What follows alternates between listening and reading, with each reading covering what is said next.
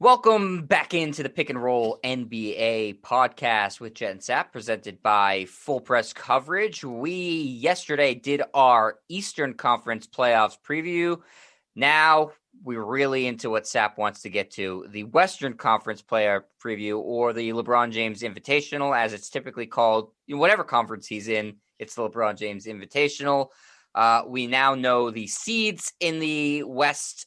We have the 1 through 8, the 4, the 5, the 3, and the 6, the 2, and the 7. So let's just jump right into it, Sap. We're going to start with the 1 versus 8, which is going to be the Utah Jazz, who, man, they pretty much led wire to wire in the regular season as the top seed. It came down to the last day, but they did eclipse the Phoenix Suns for the best record in the West, much to Phoenix's chagrin. As we'll talk about in a second, Phoenix has to play the Lakers. All right, Sap, starting off 1 versus 8, Utah against Memphis. I think a lot of people were expecting Golden State to be here, but instead it's the Grizzlies and Ja Morant. Do they have any chance in the world against the Utah Jazz? No. One of the biggest reasons is Memphis leads the NBA in points in the paint. And that's not the recipe to beat the Utah Jazz, because the Jazz do have probably the best rim protector in the league and Rudy Gobert. That's just not a good matchup. And look, we both like Ja Morant. He's not a finished product. He's going to have to improve his shooting, not just from 3, but from deep 2 to become an elite player. A nice run they've been on to get into the playoffs. They're an intriguing team, but Utah's is just better. And I think that Utah would handle this. I would say this would be a sweep, because of the presence of Rudy Gobert, and he would really shut off the interior game of Memphis, forcing them back out. And, oh, by the way, Utah also defends pretty well from 3. I would just think Utah would handle Memphis pretty handily. Yeah, Memphis not a great jump shooting team. I actually like Memphis's roster better than the Warriors roster in terms of how they would match up against Utah. I think they're deeper and not just, so reliant on one player. Listen, Ja Morant's clearly the best player in Memphis, but I do like Valanciunas. I like Dylan Brooks. I like Jaren Jackson Jr. I think they have good players in Memphis. I actually think Memphis looks at Utah as what they want to be, a tough, sort of gritty team that, is going to make you work really hard and has, a good attitude and stuff like that. But Utah is just the more polished, finished product of that right now. And Memphis is still young and sort of an upstart team. And last year was obviously disappointing for them, coming into the bubble with an advantage and then not making the playoffs. This year they make the play-in and then get in, but they'll have their hands full with Utah. And I would imagine Utah would sweep them as well. Maybe 5 games if you have a game where, Ja Morant's able to hit some threes, but you're right. Utah's just so good defensively, and they are able to shut down exactly what Memphis wants to do. So I don't think that this would be too competitive of a series. And we both have Utah and pretty much a cakewalk for them. Man, are they happy to have avoided the Lakers in the first round. Let's take a look at what you really only want to talk about, which is the 2-7 series. We talked about this briefly the other day, but now that it's set in stone, the Lakers are going to be the 7, the Suns are the 2, yet the Lakers are favored in this series, as they should be. Sap, how many games is it going to take for the Los Angeles LeBrons to take down the Phoenix Suns? I think it's going to still be 6 games. I mean, Phoenix has had a great year. We know Devin Booker is capable of going off for 40, 45 points. Chris Paul is not the scorer he used to be. He's much more of a facilitator than he was in his prime, where he could go out and get you 25, 30 points. This year he averaged 16. I think the key matchup for Phoenix is DeAndre Ayton. Can he hang with Anthony Davis?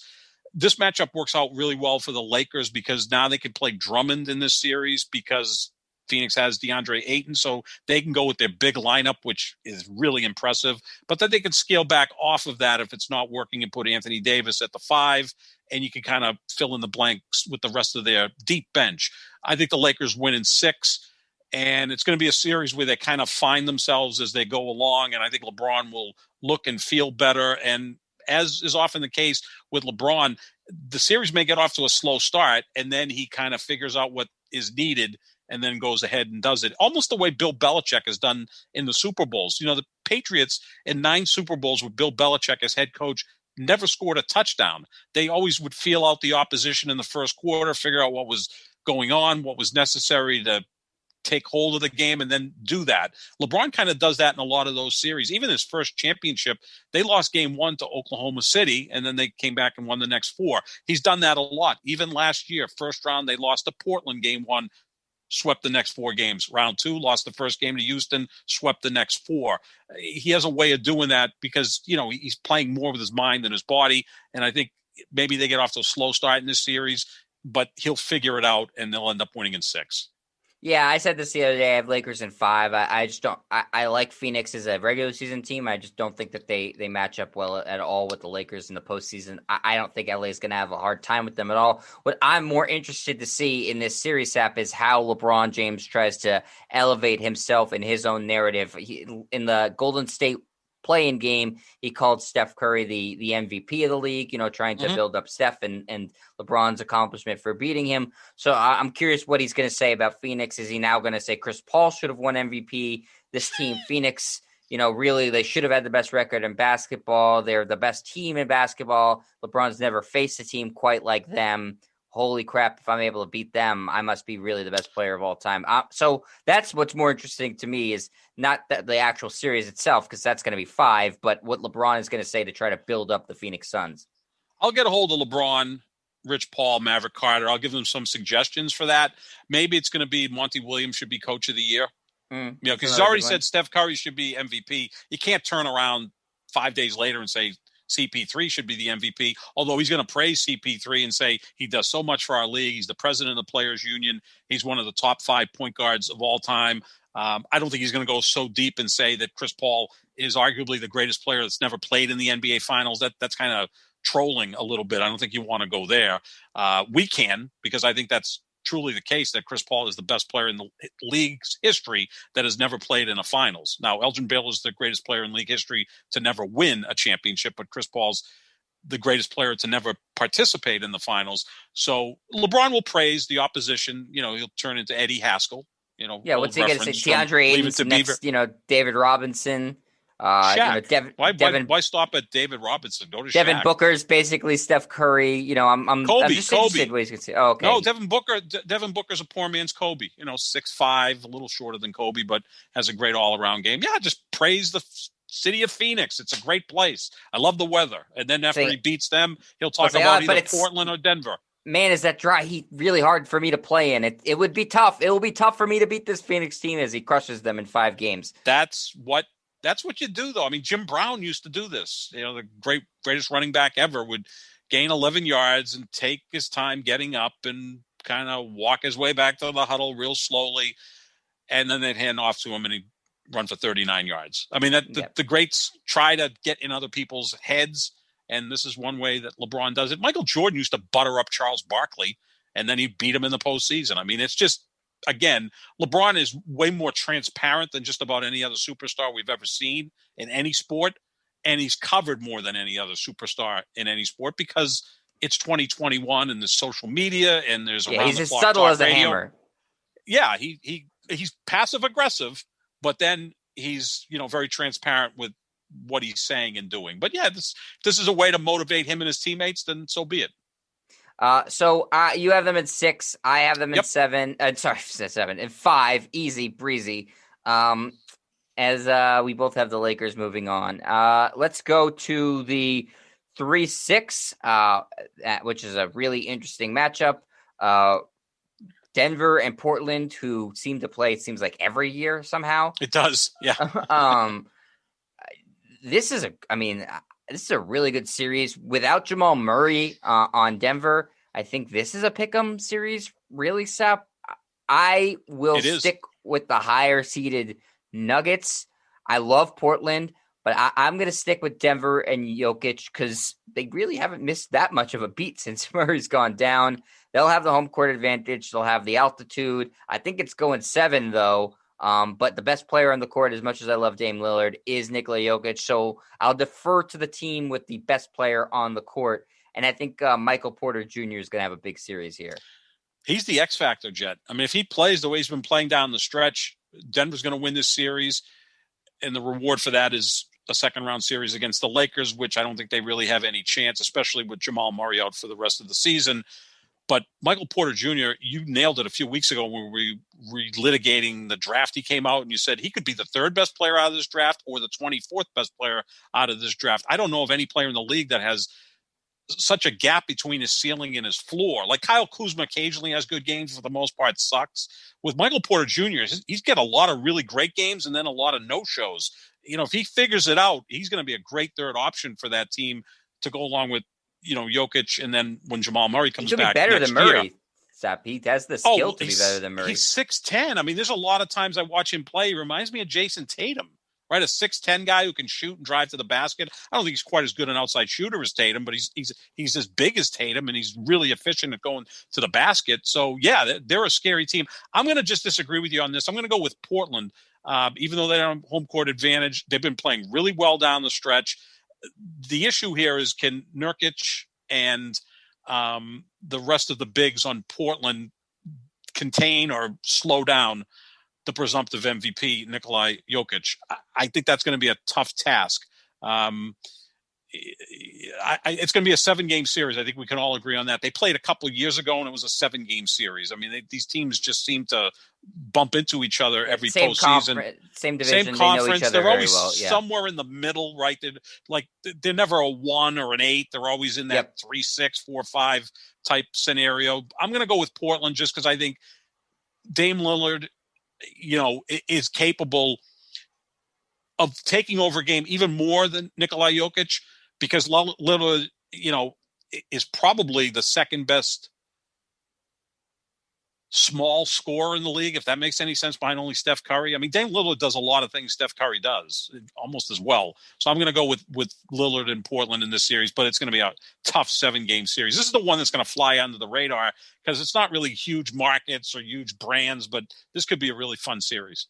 Yeah, and I know there's a major rivalry between these two teams also. So that'll be fun. I mean, the thing about Jokic, Sap, is there's no slowing him down because it's the same thing with LeBron, because he's such a good. Their passing's elite. So when you're that size and your passing's elite, there's no stopping you. You can just do whatever. If they double team you, that's the worst thing you can do against Jokic. No. It's literally the worst thing you can do because he'll always find the open man because he's 7 feet tall and can pass like a point guard. You want to slow down like Russell Westbrook, Kyrie Irving, Kevin Durant, Steph that's Curry. True. With Jokic, you want to maybe speed him up, right? Because he plays the game at a slow pace. Yeah, he's kind of like a turtle out there. Everybody else is flying around sometimes aimlessly, and this guy barely moves, but it's like he almost feels like a pool player, right? He's just making all the shots without really exerting any energy. Let him score. Makes him immune to having bad games. Yeah, because if he's not scoring, he's going to get 15 rebounds. Now, assists are dependent on your teammates. You can make 25 great passes in a game. If no one hits the shot, then you're not getting all those assists.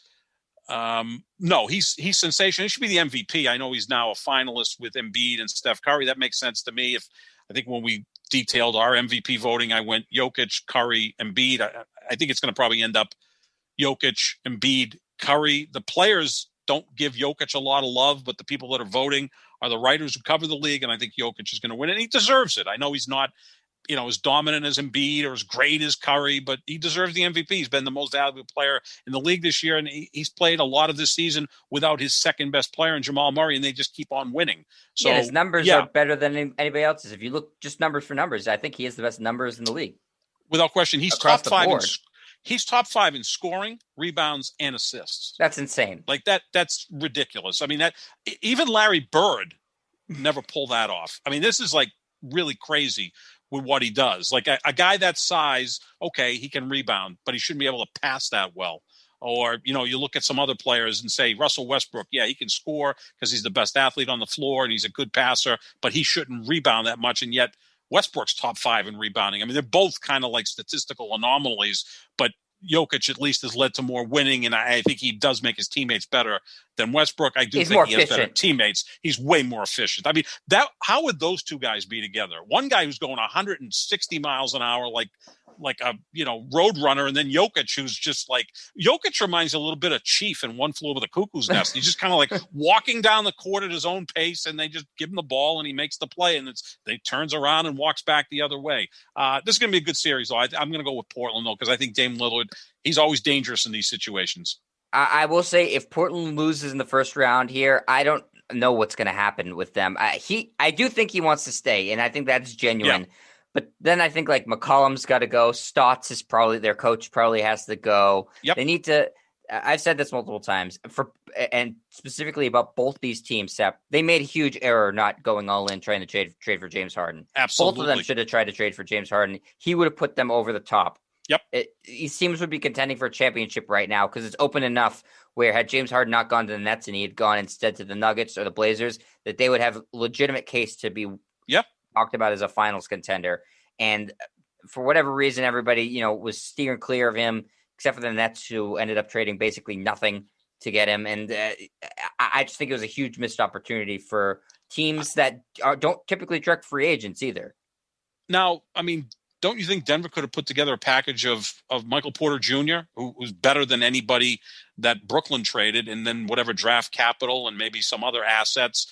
And the thing I would have done Murray for him outright. I would have done absolutely, that. Absolutely. And the thing is, the beauty of trying to acquire James Harden, 5 months ago, is he signed for this year and next year. It wasn't one of these situations where you traded for him and he was going to be a free agent this summer. You've got another year to figure out what you want to do with him. It's not like a one and done situation like it was with Kawhi Leonard. When Masai Ujiri went out and traded for Kawhi Leonard, he knew he had him for 1 year. They won a title and he still couldn't re-sign him. But Masai Ujiri, who we both agree is the best executive in all of sports, he pulled off that move because he wanted to go for it, and he did, and they won. Little, hint, Danny Ainge, do something besides stockpile draft choices. But Harden, I think a lot of teams blew the situation with Harden because Harden's grown on me this year as a player. I now realize how much he means to a team. When you look back those years in Houston where he had them contending, he kind of broken down Chris Paul, when they had the best record and probably should have beat the Golden State Warriors, and Paul got hurt in Game 5 and missed Game 6 and 7, and the Rockets lost to Golden State in 7 games. They didn't have a lot of other great players around him, and he was able to get them pretty far. Now he's playing with Durant and Kyrie, right. And I like the way he's fit in with those guys because he's the conductor on that train. But back to the Western Conference, this may be the most entertaining first-round series. Miami-Milwaukee feels like it might be a war with brawls and really intense. It's going to be ugly. It's going to be ugly. The Knicks in Atlanta, the Knicks are going to want to ugly that thing up. And, this series is going to be exquisite athleticism and skill set with, Dame and CJ McCollum, and even Carmelo will come off the bench and get you 15 for the Trailblazers. And then Jokic, I enjoy watching him play. It's like, the prehistoric man playing basketball, but it's still fun to watch. Yeah, so that'll be an interesting one. So we have it 7. I have the Nuggets. You have the Blazers. Yep. Let's go to the final series of the first round here, Sap. The 4-5, right where the Clippers wanted to be, purposely avoided the 3 seed. So they're playing the Mavericks. The Clippers have home court advantage in this one. I think the Clippers will make short work of Dallas and beat them in 5 games. Wow, you've got it in 5 games. I so want to pick the Mavericks just to shove it in the face of the Clippers, for what they did, which I don't really hold against them because there's load management throughout the entire season. So now we're going to lose our minds because the Clippers didn't want to play the Lakers in the first or second round. Well, that's probably smart business. But the whole setup of the Clippers is kind of a turnoff. How, Kawhi and Paul George went there and they were going to be the franchise in the city that was going to win another championship, and then the Lakers won it and won it handily last year. And I love, Luka Doncic. I think we both do. He's a phenomenal player to watch. Is Porzingis healthy? Let's not forget Porzingis got hurt last year in the playoffs against the Clippers, got ejected from a game. That still went 6 games. Are the Clippers in a better place now than they were last year? They seem to still have issues. If they're not, then they're in major trouble. then at that point, Steve Ballmer, and I don't know if you talk about stability from the top. Now, Ballmer's the richest owner in basketball. I think he could buy the other 29 teams, I believe so. Yeah. which is kind of insane. He is insane. He's a very competitive, loud, in-your-face type of guy. Like, if this doesn't work out, if they lose to Dallas in the first round, that's actually worse than last year. Does he start, does he fire Ty Lue and bring in who the hell? I don't know, to coach it? Is Paul George out? Does Kawhi say, I can sign elsewhere? This is too much of a circus. They've never been a stable organization. And meanwhile, Steve Ballmer paid $2 billion for this team 7-8 years ago, which was a gross overpay, but now it's worth more than that. So smart business move. And he's building a new arena for $2 to $3 billion. He's putting a lot of money into this. Now the guy's worth $80 billion. So $5 billion is, a pimple on an elephant's ass. It's not a big deal, but they're not a stable organization. I just don't know if they're in a better place than they were a year ago, other than the fact that I think Rajon Rondo can make it happen. You know what I think of Rajon Rondo. I think he's the guy that can put them over the top in this series. I'll go Clippers in 6 because I think Luka will steal a couple of games. If Porzingis is healthy and focused and doesn't get tossed out of games, this could be a 7-game series. But you also got to watch out for Luka. He could get ejected and miss a game, right? Because he's at the precipice of a suspension. So this might be a very emotional series, right? Because now you've got. Don't you have the 2 craziest owners in the league? You have the 2 most, I guess, vocal owners in the league. Vocal owners. And I love Mark Cuban. I'm a huge fan of Mark Cuban. And look, what Ballmer's done is amazing. This is going to be kind of an emotional series with 2 major markets. Here's how I see it, Sap, is that, the best player on the Mavericks, Luka Doncic, yep, it plays into the Clippers' advantage because they have 2 guys who can defend him. Yeah. And so, if Porzingis was, what people were hoping he would be, which is this unbelievable, unicorn that's, dominating every night, then it would be different. He just, I don't think he's reliable at all. No. I just think Dallas needs Luka to have great series and get great games to win. Typically he does. This presents a very tricky matchup for him because the Clippers legitimately have 2 of the best wing defenders in basketball. The guy who I think is the best wing defender in basketball, and Kawhi Leonard, and Paul George is excellent defensively as well. So that gives the Clippers a bit of an advantage in this series. I just don't really like the rest of Dallas's roster that much. I like the experience of the Clippers roster, like you mentioned, Rondo. And if we're going to talk about, we did this in the East, we're talking about a player who I think has the most pressure on him. I think Paul George. I'm not going to go the LeBron route because that's a completely different sort of story. I think Paul George is the most pressure on him. He was god-awful in the playoffs last year. I mean, to the point where there were memes and jokes about him, playoff P. People were calling him pandemic P. He was getting roasted. So I think there's a ton of pressure on him this year. Listen, Kawhi Leonard's already won 2 titles. He's been the Finals MVP twice. So there's not a lot of pressure on him, nor would he feel it even if there was, because he's emotionless, which is, fine. He comes from the San Antonio Spurs system. That's how they deprogram you once you get into the NBA. You go through the thing like in Clockwork Orange. Right, the Ludovico treatment. Yes, you're devoid of emotions. That stuck with him even when he left San Antonio. But Paul George, was it, Sep, 2 years ago he was considered an MVP candidate? He finished 3rd.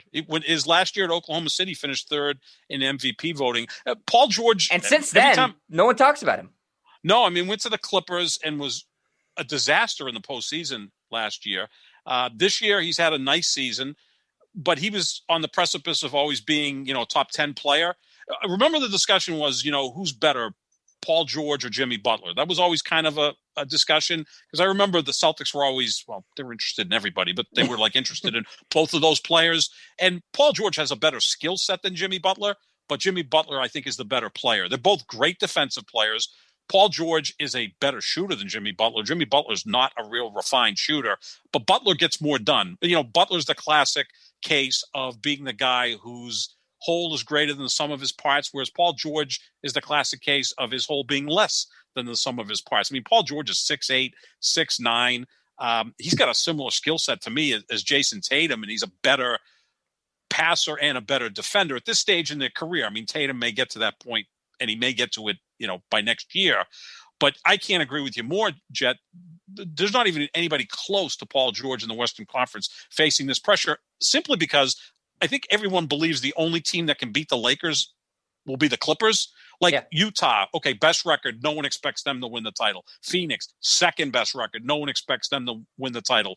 Denver, Jokic has probably got some pressure on him to at least maybe get to the second round because he's going to win the MVP. It doesn't look too good when the MVP gets bounced in the first round. That happened to Russell Westbrook 4 years ago. You're giving the guy the MVP trophy in some hallway at the Western Conference Finals that he's not taking part in. That's kind of bizarre. Like Dame Lillard has pressure, but no one's expecting these teams to go to the finals, whereas the Clippers, they're the second choice in the West, and Kawhi's done enough already to be a Hall of Famer. I think at times we overrate him a little bit.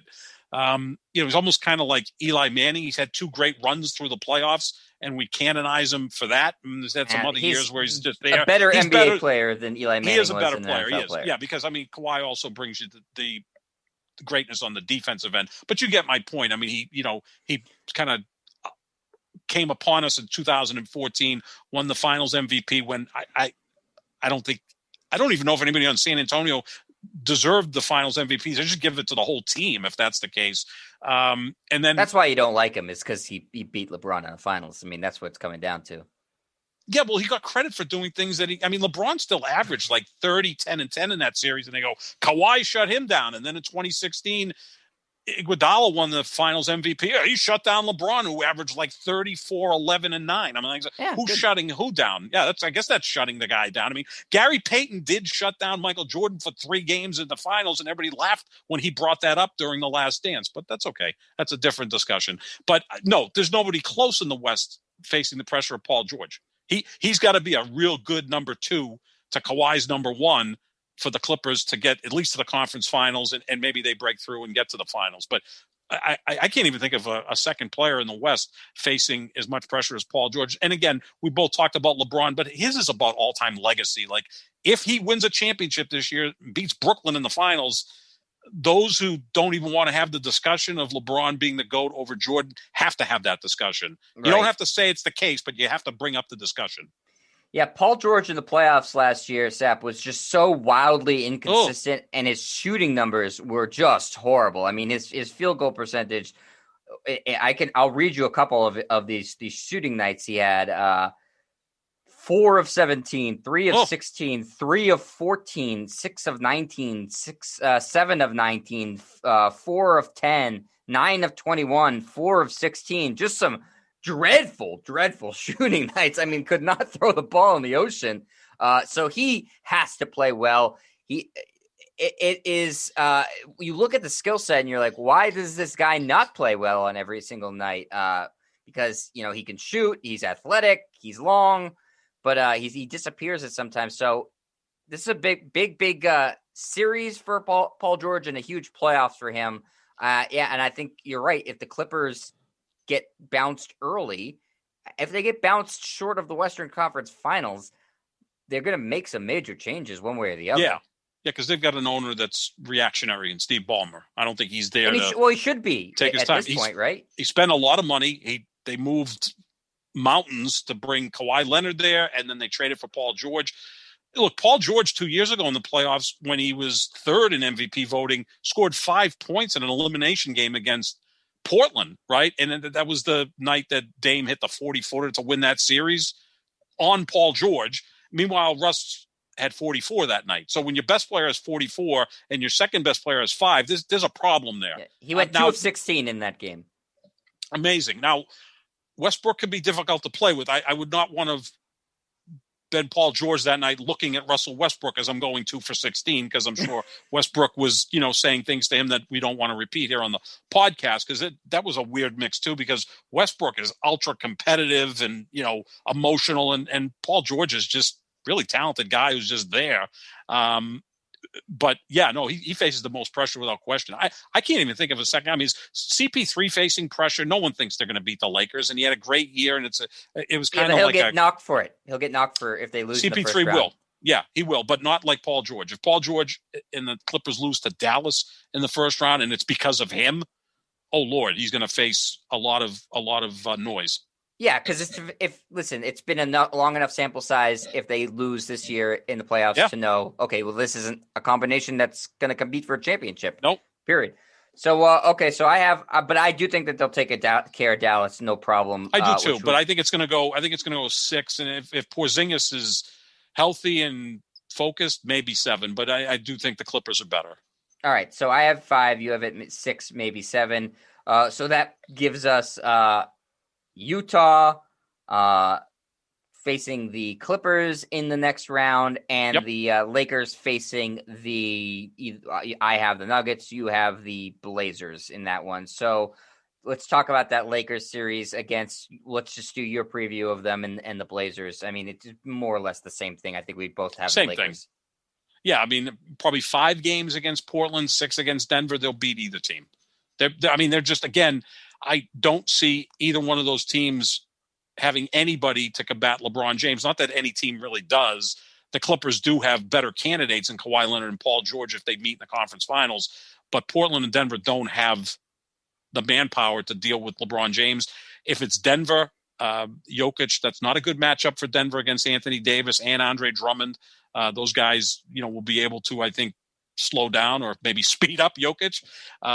So I think the Lakers would handle either one of those teams. I think Phoenix may be a tougher out in the first round than either Portland and Denver in the second round. I was going to say that it's the rare time where you advance and play a worse team in the next round, which is, I think, what would happen. And since I have the Lakers winning in 5 over Phoenix, I'm going to have them winning in 5 over whether they play Denver or Portland. Okay.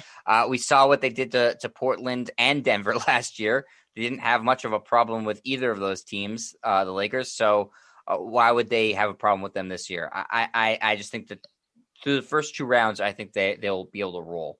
Mm-hmm. We'll move right ahead then to what we have is Utah playing the Clippers. I like the Clippers in this series. They must get out of the second round. They've never been to the conference finals in the history of the franchise. Somehow, that's right, Sap. That they've never seen a conference finals. I'm just double checking my information. The Clippers. Nope, the Clippers have never advanced to the conference finals. Never.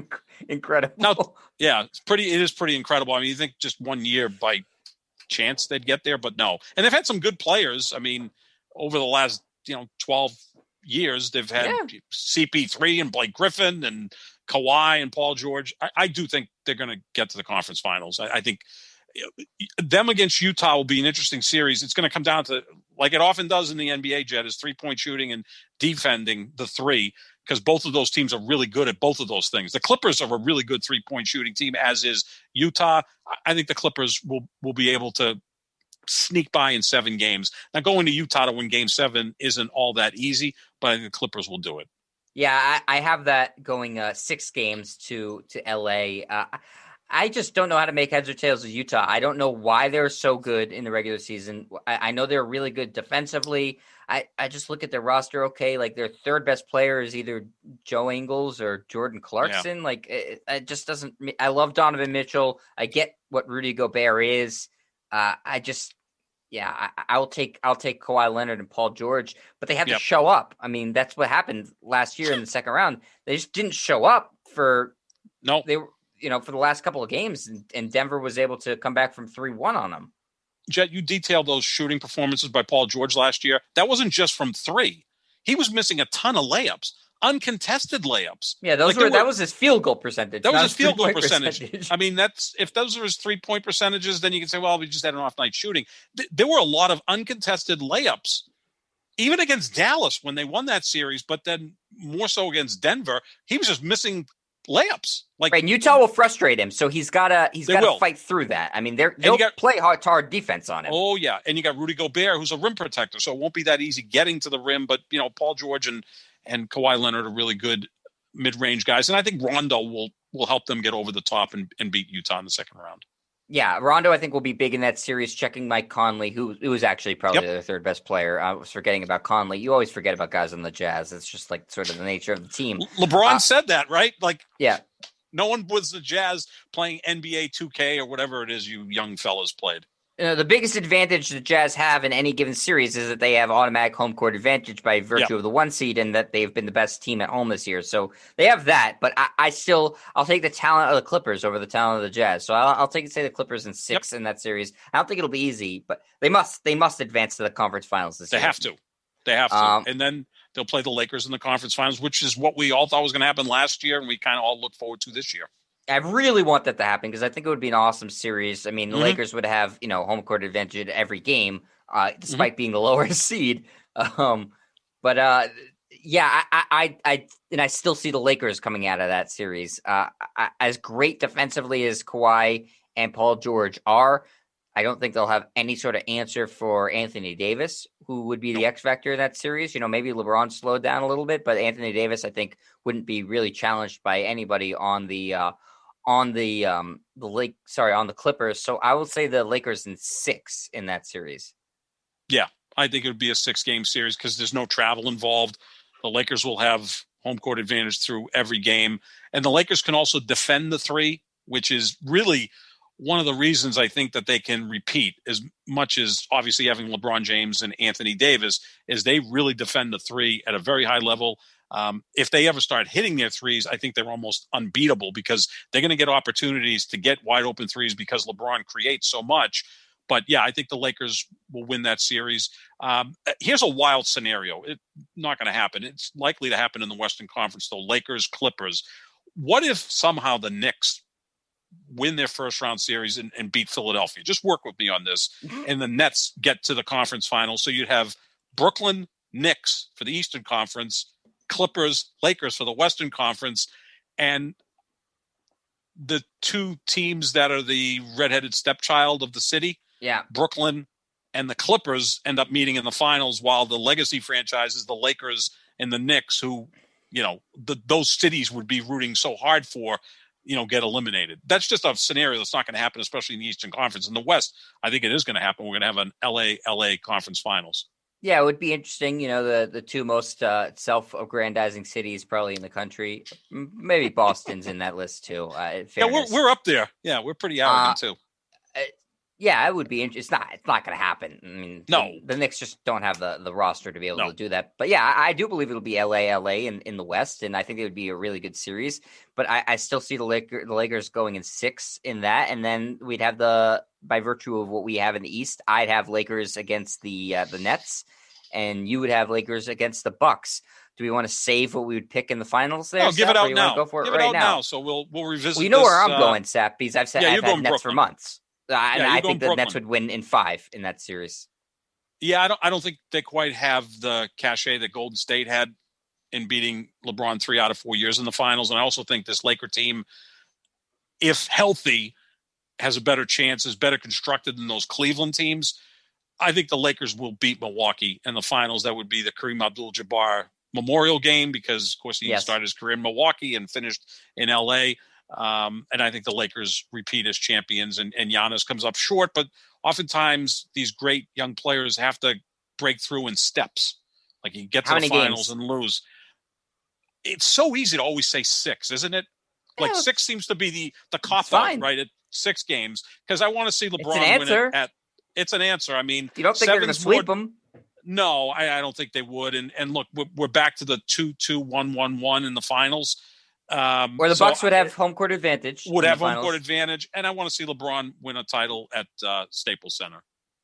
I think that would be all right. Well, you have cool Lakers. For me. I have Nets. No surprises. I called my shot months ago or a month or so ago, and you are a LeBron toady. So that's not a bad guy to be a toady though. It could be a Marcus Smart toady instead. Plenty of room on our team.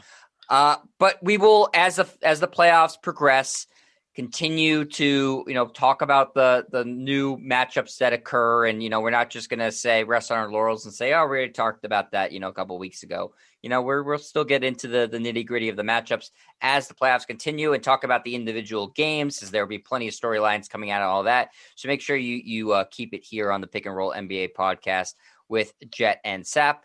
We are presented by Full Press Coverage. We are ready and raring to go for the playoffs, and we will see what happens. Hopefully, the Nets and Lakers both lose early for my sanity. Unfortunately, I just don't see that happening because I can't get good things to happen to me, Sap. Well, I've been on a decent run with the Lakers, and unfortunately, the Packers losing in the NFC Championship game. But I think LeBron will save the season for me. Not for me. All right. Well, that's going to do it for us. If you want to see the YouTube version of this show and you're not watching YouTube already, make sure you go to youtube.com/JetStrier. If you want to see all the links and stuff from the show, check out our Twitters at JohnSap25 or at JetStrier. Enjoy playoff basketball, everybody. We will see you later.